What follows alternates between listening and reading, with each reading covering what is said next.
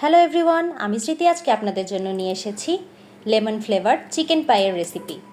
দেখতেই পাচ্ছেন চিকেন পাইগুলো বাহির থেকে কতটাই ক্রিস্পি হয়েছে এবং এগুলো বাহির থেকে যতটা ক্রিস্পি ভিতর থেকে ততটাই সফট হয়েছে। দেখুন, আমি হাত দিয়ে ভেঙে দেখাচ্ছি নিচের দিকের অংশগুলো কতটা জুসি হয়েছে এবং উপরের বাহিরের অংশটা কতটা ক্রিস্পি হয়েছে।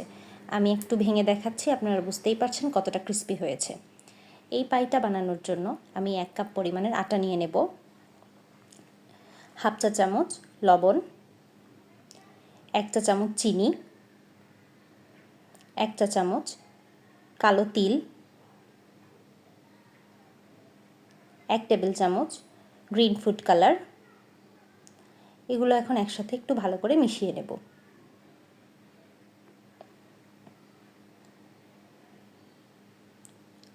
একটু মিশিয়ে নেওয়া হয়ে গেলে এটার উপরে আমি একটা সবুজ কালারের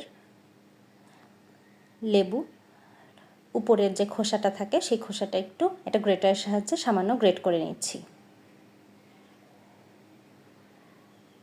খেয়াল রাখবেন শুধু উপরের খোসাটাই যাতে আসে, ভিতরের সাদা অংশটা যাতে কোনোভাবেই না পড়ে। 1.5 টেবিল চামচের মতো লেবুর রস আর সামান্য কুসুম গরম পানি দিয়ে ডোটাকে আমি মসৃণ করে মেখে নেব। অল্প অল্প করে পানি দিয়ে ডোটাকে সুন্দর করে মসৃণ করে মেখে নেব। ডোটা মসৃণ করে মাখা হয়ে গেলে এটার মধ্যে আমি 2 টেবিল চামচের মতো তেল অ্যাড করে দেব। তেলটা দেওয়ার পর ডোটাকে হাত দিয়ে একটু সুন্দর করে মথে নিতে হবে। দেখুন আমি কিভাবে মথে নিচ্ছি, আপনারাও ঠিক এই প্রসেসটাই ফলো করবেন। হাতের মুঠোর সাহায্যে একটু প্রেস করে করে ডোটাকে সুন্দর করে মথে নিতে হবে। ডোটা মথে নেওয়া হয়ে গেলে এর উপরে সামান্য তেল ব্রাশ করে আমি এটাকে রেস্টে রেখে দেব। এখন চুলায় একটা ফ্রাই প্যান নিয়ে নেব, এখানে সামান্য তেল দিয়ে দেব।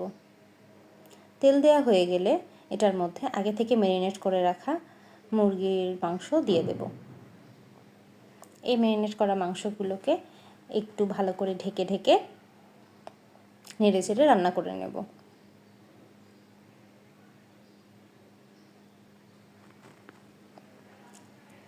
চিকেনকে আমি আদা, রসুন, পেঁয়াজ বাটা, সামান্য পেঁয়াজ কুচি,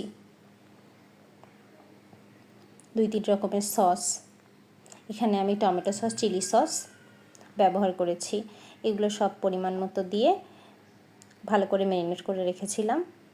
যে পর্যায়ে দেখব যে চিকেনগুলো একদম ভাজা ভাজা হয়ে যাবে, ঠিক সেই পর্যায়ে চিকেনগুলোকে আমি নামিয়ে ফেলব।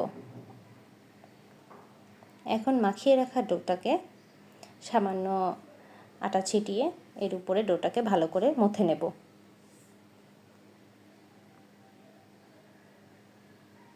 এটাকে সুন্দর করে মথে নেওয়া হয়ে গেলে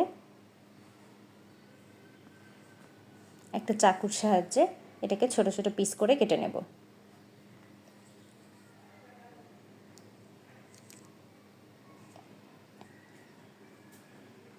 দেখতেই পাচ্ছেন আমি কিভাবে মথে নিচ্ছি।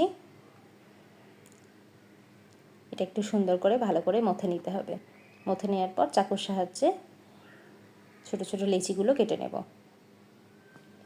কেটে নেওয়া লিচিগুলো থেকে একটা লিচি নিয়ে আমি একদম পাতলা করে একটা রুটি বেলে নেব।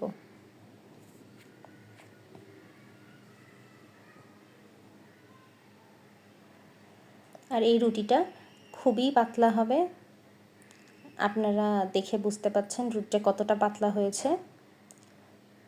এই পাতলা রুটিটাকে আমি একটা ছোট বাটির সাহায্যে প্রেস করে প্রথমে মাপ দিয়ে নেব এবং তারপর একটা চাকুর সাহায্যে এই গোল জিনিসগুলোকে গোল গোল করে কেটে নেব। বাটির মাপেই আমি চাকুর সাহায্যে এখন গোল গোল করে লেচি কেটে নিচ্ছি।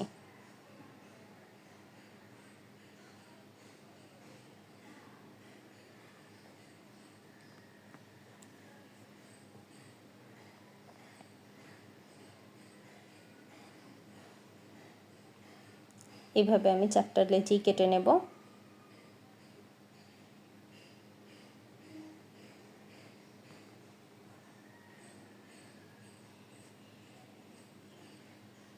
4টা লেচি কাটা হয়ে গেলে লেচিগুলোকে পাশাপাশি প্লেস করে দেব। দেখুন কিভাবে প্লেস করে নিচ্ছি।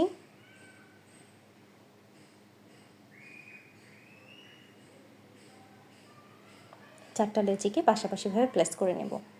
পাশাপাশি প্লেস করে নেওয়া হয়ে গেলে এর মধ্যে আগে থেকে রেডি করে রাখা চিকেনের পুরটা দিয়ে দেব।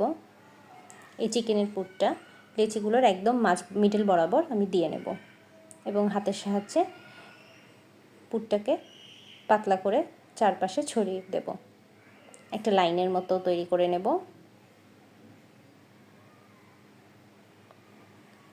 এখন নিচের দিক থেকে লেচিগুলোকে তুলে পুরটাকে ঢেকে দেব। দেখুন আমি কোনো প্রকার কোনো কিছু স্কিপ করিনি, আপনারা ঠিক সেম প্রসেসে করে ফেলবেন। পুরটাকে খুব ভালো করে ঢেকে হাত দিয়ে একটু সামান্য চেপে নেব। হাত দিয়ে চেপে নেওয়া হয়ে গেলে এক সাইড থেকে তুলে একটু গোল গোল করে ঘুরিয়ে ফেললেই একটা গোলাপের শেপ চলে আসবে। গোলাপের শেপ হয়ে গেছে। এখন একটু দুই পাশ থেকে পাপড়িগুলোকে একটু সরিয়ে দিলেই রেডি হয়ে যাবে। পায়ের শেপগুলো রেডি হয়ে গেছে। এমনিভাবে আমি সবগুলো পাই তৈরি করে নেব। সবগুলো পাই তৈরি করে নেওয়া হয়ে গেলে আমি এটাকে ওভেনে 15 থেকে 20 মিনিটের জন্য বেক করে নেব। আমি আগেই 10 মিনিটের জন্য 180 ডিগ্রিতে ওভেনটাকে প্রিহিট করে রেখেছিলাম। এখন প্রতিটা গোলাপের পাপড়ির মাথায় মাথায় আমি সামান্য পরিমাণের ঘি দিয়ে দিচ্ছি।